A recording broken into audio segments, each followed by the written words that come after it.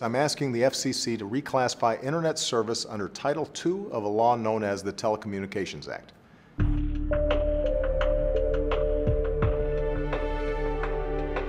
The president has no direct control over the FCC's operations, but he's weighed in on what he thinks that agency ought to do. How do you evaluate his comments? Well, it's unfortunate. He's weighed in for something that would be a disaster. He's essentially asking the FCC to reverse the decisions that the Clinton-era FCC made in the late 90s. It's a little bit as if the Obama administration came out today and said, you know what, we think that Jimmy Carter was wrong, that deregulating airlines and trucking and transportation was a mistake. So let's undo all of that. He's basically asking the FCC to reverse 18 years of bipartisan consensus, and he's doing it based on misconceptions about what Title II actually means. And I would just point to the fact that he couldn't even stop himself from lying about the comments that were filed in this cycle. There were 4 million comments. He claimed that they all asked the FCC to invoke Title II. In fact, a quarter of them opposed FCC regulation. And most of the rest were one-sentence, auto-generated statements, many of which had nothing to do with Title II. But this just demonstrates that this is really about political theater and optics. When people say net neutrality and say Title II, what is the difference? So there are really, I like to say there are 3 layers to this debate. And this is where Republicans have really gotten stuck. So the net neutrality, when most people talk about it, is an aspirational value that really everybody agrees on. The Wall Street Journal had a great piece the other day about how we get net neutrality for free today in the market as long as we have competition. So net neutrality on that level is openness, competition, freedom. That's something everybody agrees on. Title II is the level of the FCC's authority, and it's the most draconian form of regulation that you could imagine. It's returning to the pre-1996 approach to regulating the monopoly phone network. And then in the middle, there's a layer that's actually about policy, about how you deal with real concerns. And there's actually a lot of consensus. The problem is when you just talk about this on a high level in rhetoric, and when you talk about it in terms of Title II, you drive the conversation away from the range of potential bipartisan resolutions to the issue, and you just keep it going. And that's something that a lot of people have a political incentive to do, to make sure that this issue keeps going, because it's a way for activist groups to build their donor base and for people on the extreme left to try to frankly, to take over the Democratic Party from the New Democrats of the 1990s. Before there was any real competition in phone service, that kind of Title II regulation might have made sense. In a marketplace that has a high level of dynamism, what's the problem with applying this kind of regulation? So that kind of regulation, public utility regulation, makes sense for natural monopolies, if anywhere. Broadband isn't a natural monopoly, right? Today we have at least 2 wires going to the home, cable and telephone. And that's not an accident. That's the result of Bill Kennard, who was the New Democrat who led the FCC in the 90s after the 96 Telecom Act. He knew that Title II would be anti-competitive, and he wanted to encourage competition in America. He wanted to make sure that telephone companies were able to compete and would deploy. And so he avoided putting the Internet into what he called the morass of Title II. And that has borne fruits. We've seen much higher levels of deployment, much faster speeds in this country than we've seen in European countries that have Title II levels of regulation. And it's been really a testament to that bipartisan consensus that, unfortunately, the president is now asking the FCC to reverse.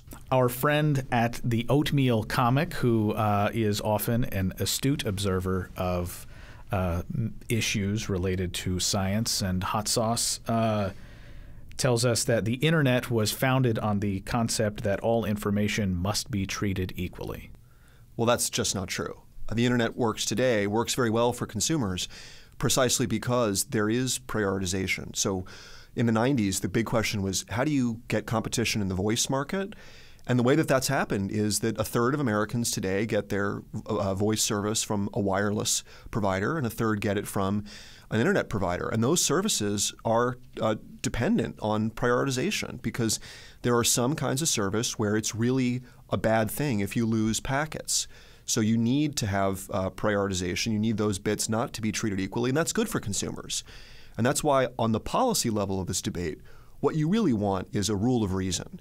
It's a flexible approach that weighs harms against benefits and makes sure that when you have things that do benefit consumers, that you don't ban them, as the FCC has in the past tried to do. And that's why the debate here has really been framed around banning paid prioritization based on this misconception that the internet has always been neutral. This is from, again, the Oatmeal comic that has been making the rounds. I wouldn't bring it up if this weren't a very popular site that often provides some fodder for discussion. He writes, last year Comcast demanded that Netflix pay them millions of dollars or they were going to slow down the internet speeds of customers who are trying to stream Netflix movies. During negotiations, Comcast throttled the bandwidth of Netflix users in order to bully Netflix into paying massive fines. Completely untrue. And you look at Dan Rayburn, independent industry analyst here, has explained this very well. What really happened is that Netflix is trying to pass on the things that it's always had to pay for to people who don't use Netflix service. Netflix made a mistake last year when they started offering higher speeds. They didn't buy enough bandwidth in their deal with Cogent. And they were able to get a better deal from Comcast, one that allowed them to stream more cheaply than they would have been able to get from Cogent.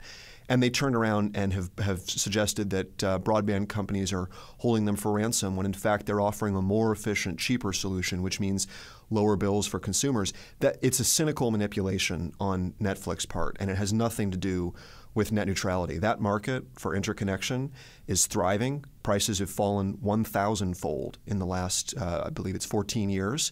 And it's highly competitive. There's no problem there except that Netflix would prefer to pay zero than to have to pay anything at all. He also writes, net neutrality is a bipartisan issue. It's something liberals, conservatives, sinners and saints, Sasquatches, cyborgs, and all the crab-infused Tex-Mex-loving men, women, and children of this great country of ours can get behind. He adds, it's about freedom. Well, on the level of aspirational value, he's absolutely right. And on a policy level, he's also right that there has been bipartisan consensus here. Republicans back in 2006, for example, authorized the FCC in legislation that unfortunately didn't pass, authorized the FCC to issue a no-blocking rule and transparency rules. That's the core of the concern here. And there is bipartisan agreement about that. Nobody in industry actually opposes those rules. The debate's always been about two things. Number one, the FCC's legal authority. Do you do it under Title II or something else, or do you have a new COM Act that gives the FCC clear but narrow authority over those concerns? And number two, how do you deal with prioritization? How do you regulate the economic relationships here to make sure that they don't harm consumers? And unfortunately, what we've seen happen this year is that what started out as a very reasonable, moderate approach from the FCC as to how to deal with those things has been derailed by people who are just misrepresenting how Title II works. They claim that Title II would allow the FCC to ban paid prioritization. That's not true. In fact, Title II means that broadband providers, just like railroad providers back in the day, get to charge everybody for terminating traffic, which is a sender pays regime. That's the opposite of net neutrality. Unfortunately, this debate doesn't have anything to do with substance anymore. So I sometimes say this has really become a little bit like the global warming debate. But the left on this side on this issue is the side that's completely uninterested in facts or details or substance. All they want to talk about is high-level rhetoric. And what they very effectively managed to do is use the rhetoric of freedom on that level of aspirational values to steer the conversation away from reasonable policy answers into the most draconian, radical legal authority possible, which wouldn't even do what they think it would, and would create a host of other problems. I mean, for example, Google Fiber has been starting to deploy around the country. They've not offered a Title II service because it's such a regulatory burden, even though that leaves them without some of the benefits of Title II, which Congress could extend beyond Title II and should. But that's just an example of how Title II really would chill broadband deployment. The very things that people who want competition are in favor of would actually be undermined by Title II. The FCC has shown some reluctance to go along with precisely what the president has suggested. What should the FCC do, and what do you think Congress should do, either in this lame duck or in the next session? Well, the chairman said something about how he's trying to split the baby. That's better in some ways than going all out for Title II. But as we've explained, there really is no middle ground on Title II. There's talk here about potential hybrid solutions. Really, some of them are just Title II as a backstop, which is the same thing effectively as invoking Title II. Others would say, well, we'll only impose Title II on the back end of the network, not the retail side. And that's somewhat better, but it still raises a host of problems, including the fact that Title II still won't do what people think it will do. So really, Wheeler's in a very difficult situation politically, in the sense that invoking Title II at all is a huge problem. And I think he understands that. He understands that the FCC may lose in court, that it's going to create a host of problems for the agency, that at best case scenario, if they don't lose in court, they'll spend probably the next decade trying to sort out how these rules work, just as the FCC spent about 10 years after the 1996 Act trying to sort out how to deal with the stupid provisions of that act governing telephone competition until it became a moot point when you had wireless and VoIP services. So he understands that Title II is a bad idea. What he needs is a path out, and there are basically two options. So number one, the chairman has the option of doing what he proposed to do earlier this year, which is to issue fairly moderate rules under another section of authority that the FCC has claimed, Section 706. And that's better than the Title II approach. But even that is really only a bridge to the second option, which is a legislative solution. This has been the answer for the last 10 years. It's something that the FCC could have negotiated a deal on. It tried to do so in 2010, but that deal was derailed by media coverage that was really driven by activists who were not interested in the details of this debate. And the contours of a legislative solution are pretty clear. You could get bipartisan support if you, on the one hand, gave the FCC the clear but narrow authority, authorize a no blocking rule, authorize transparency rules, and a rule of reason over economic relationships. Right? That would be the core of how to deal with net neutrality. And in exchange for that, you bar the FCC from invoking Title II over the internet forever. And you also clarify that Section 706, that would be a better option now, that the FCC can't use that as a blank check to regulate the internet, because that's actually quite scary. That's, according to the FCC, a mandate to do anything that the FCC wants over any form of communications, not just net neutrality, not just broadband, as long as the FCC thinks that it's somehow promoting broadband, and as long as that thing, whatever that regulation is, isn't specifically illegal. So those are the three core parts of this, but there's a fourth part of this that would finally address the concerns that I think motivate a lot of the push for net neutrality, which is encouraging competition. There are a lot of things that the federal government does today, that states and cities do, that make it harder to deploy. I already mentioned one of those, which is that you only get pole attachment rights when you deal with utilities to get pricing on a non-discriminatory basis. If you're a Title II carrier or if you're a Title VI cable company, that's just an accident of history. The 1996 Congress didn't foresee there being a company like Google Fiber.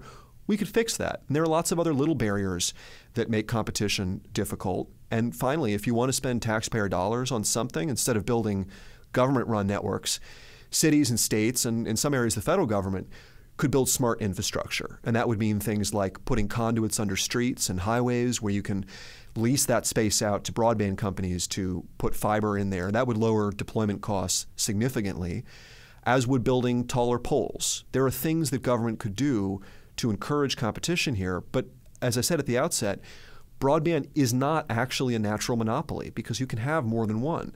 Right now we have two, only because Bill Kennard and the New Democrats of the 1990s got us away from Title II. We could have more if we cleared the path for competition. So those four things would be really the key to a bipartisan compromise. And if the Republicans want to lead here, they could get Democrats to come to the table on that.